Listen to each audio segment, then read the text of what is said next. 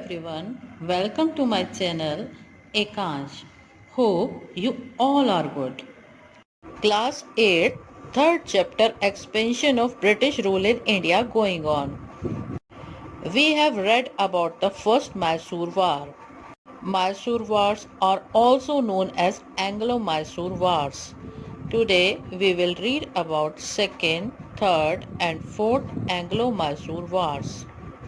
The second Mysore War was fought between the year 1780 to 1784. The company, East India Company, did not honor the terms of the Treaty of 1769. Treaty of 1769 is also known as Peace Treaty और Madras treaty. Company ने treaty की शर्तों का honour नहीं किया मतलब उन शर्तों को नहीं माना. In the year 1771, the Marathas attacked Mysore. Hyder Ali sought help from the English according to the terms of the Treaty of 1769. But the English refused to help him. It was only natural to get offended at the breach of trust of the company. Year 1771 में मराठों ने मैसूर पर हमला किया. हैदर अली ने peace treaty या 1769 की treaty या हम इसे मद्रास ट्रीटी, 3 नाम हो गए, की शर्तों के अनुसार अंग्रेजों से हेल्प मांगी. लेकिन इंग्लिश ने उनकी मदद करने से इनकार कर दिया. तो इस तरीके से अगर कोई किसी के विश्वास को नहीं मानता, उसका उल्लंघन करता है, तो उस पर गुस्सा आता है, उससे नाराजगी हो जाती है. ये नेचुरल है. तो इससे जाहिर सी बात है हैदर अली को भी गुस्सा आया. ब्रीच ऑफ ट्रस्ट मतलब विश्वास का उल्लंघन करना, विश्वास को तोड़ना. हैदर अली ने इंग्लिश को सबक सिखाने का फैसला किया. He got the opportunity when the English captured Mahe. Mahe was one of the French possessions. He objected to the capture of Mahe as it lay in his territory.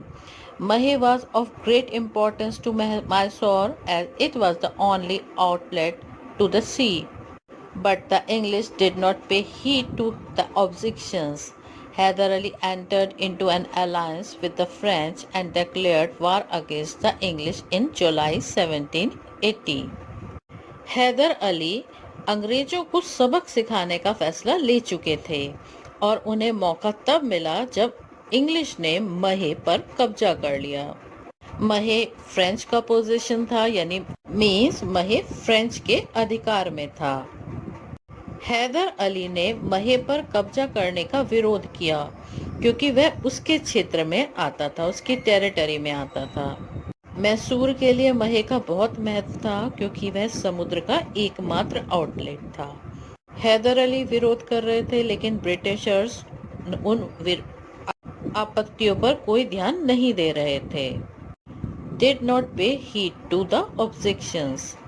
Haider Ali ने फ्रांसीसीज के साथ अलायंस बना लिया, एक गठबंधन बना लिया और जुलाई 1780 में अंग्रेजों के खिलाफ युद्ध की घोषणा कर दी.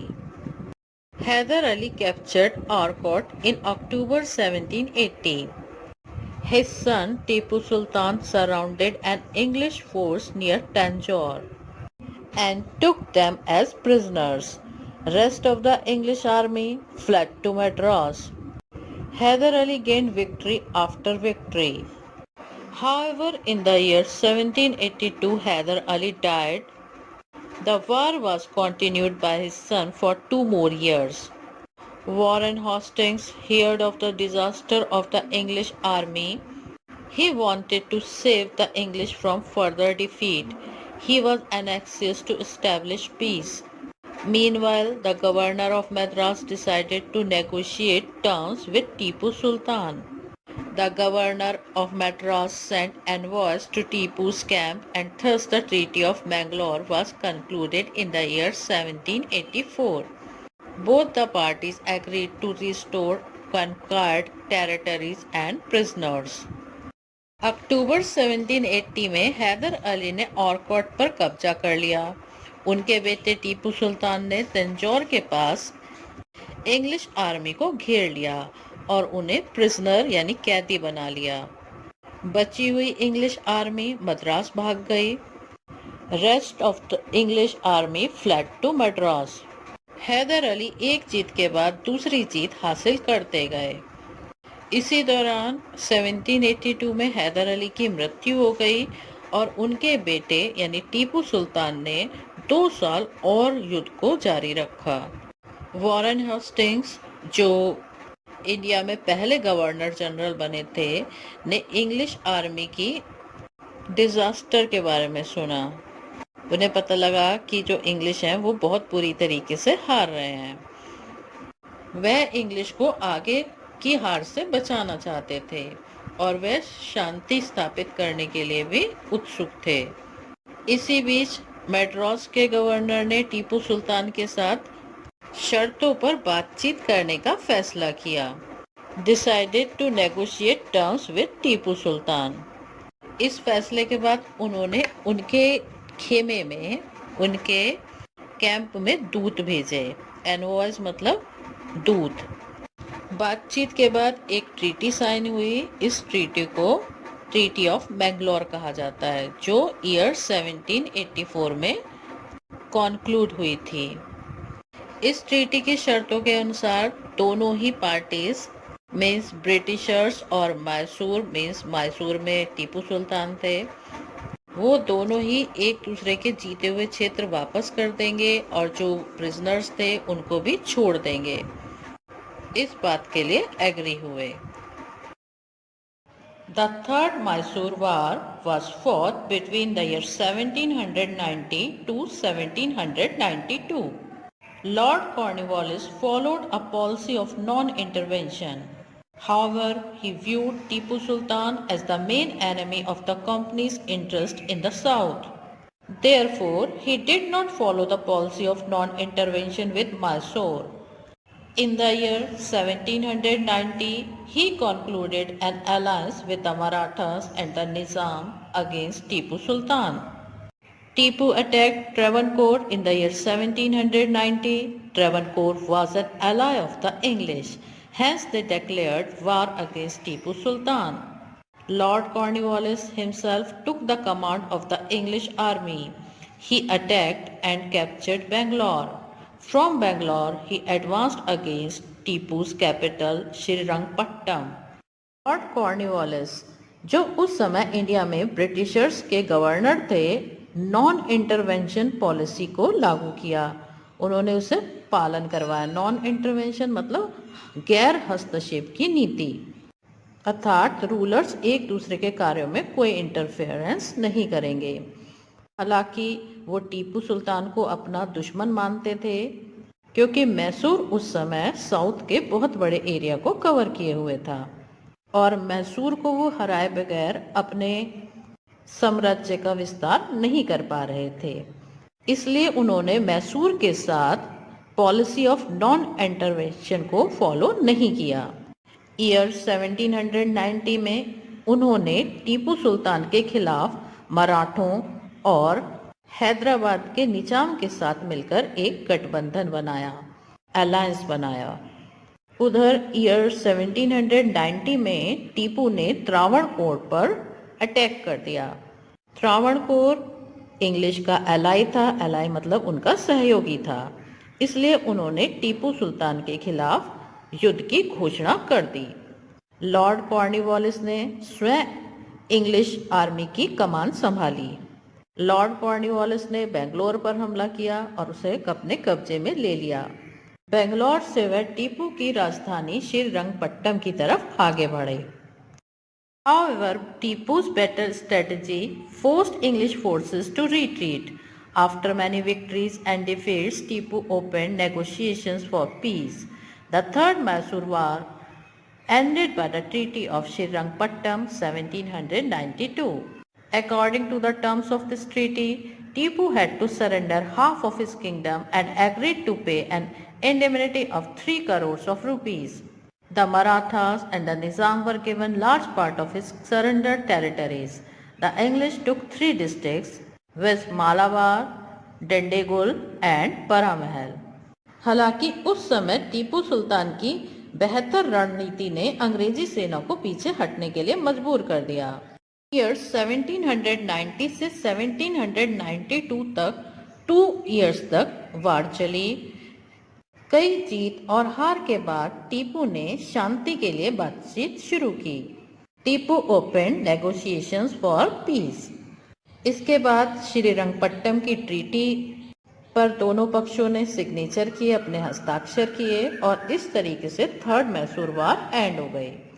ट्रीटी की शर्तों के अनुसार टीपू सुल्तान को अपने राज्य का आधा हिस्सा, अपने किंगडम का हाफ शेयर सरेंडर करना पड़ा और 3 करोड़ रुपए की क्षतिपूर्ति का भुगतान करने के लिए भी वो एग्री हो गए। टीपू सुल्तान के सरेंडर्ड एरिया में से बहुत बड़ा हिस्सा मराठों और निजामों को दिया गया। इंग्लिश ने 3 डिस्ट्रिक्ट्स लिए, मालाबार, डिंडीगुल और Baramahal. The fourth Mysore war was fought in the year 1799. Tipu Sultan was not ready to accept the Treaty of Srirangpattam as final. He strengthened his forces by recruiting fresh cavalry and infantry. Lord Wellesley's subsidiary alliance system proved successful with all the Indian states except Mysore. Tipu refused to accept the terms of the subsidiary alliance.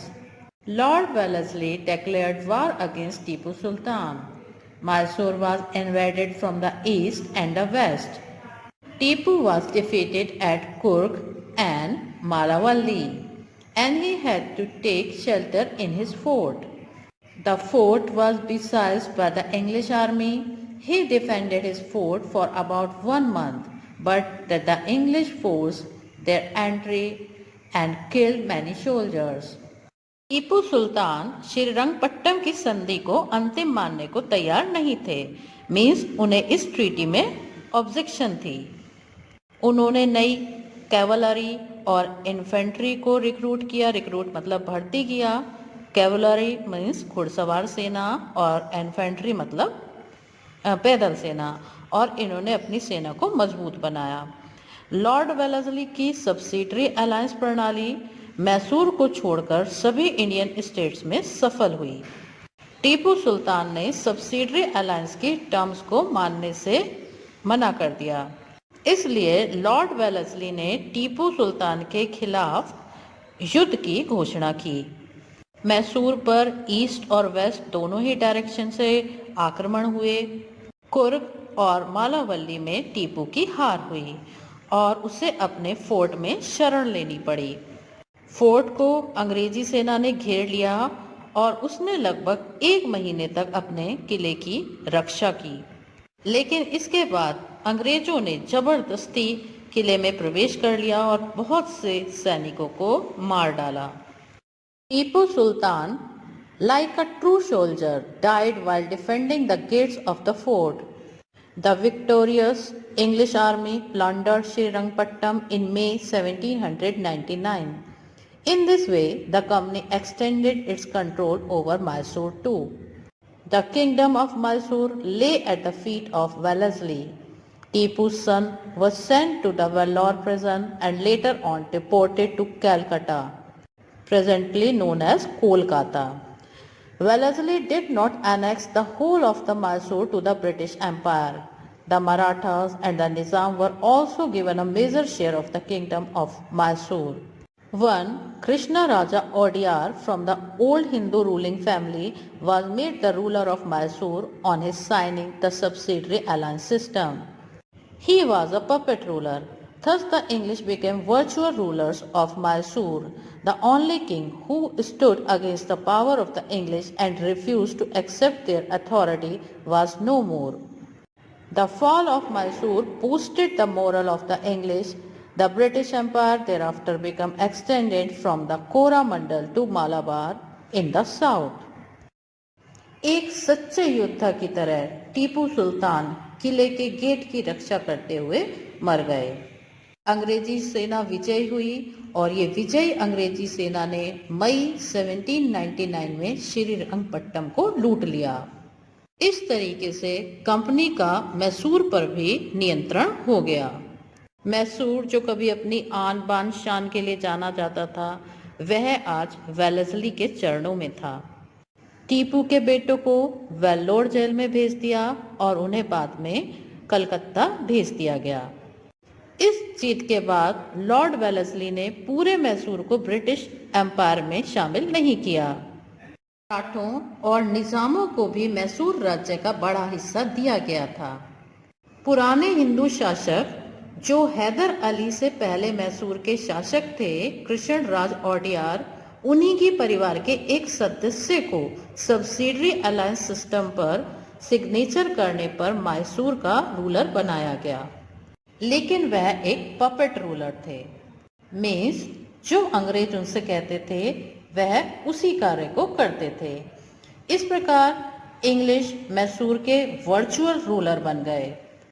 एकमात्र राजा जो English की power के खिलाफ खड़ा था और उनकी अधीनता को स्वीकार करने से इनकार कर दिया था, वह अब नहीं रहा। मैसूर के पतन ने अंग्रेजों के मनोबल को बढ़ाया, boosted the moral of English.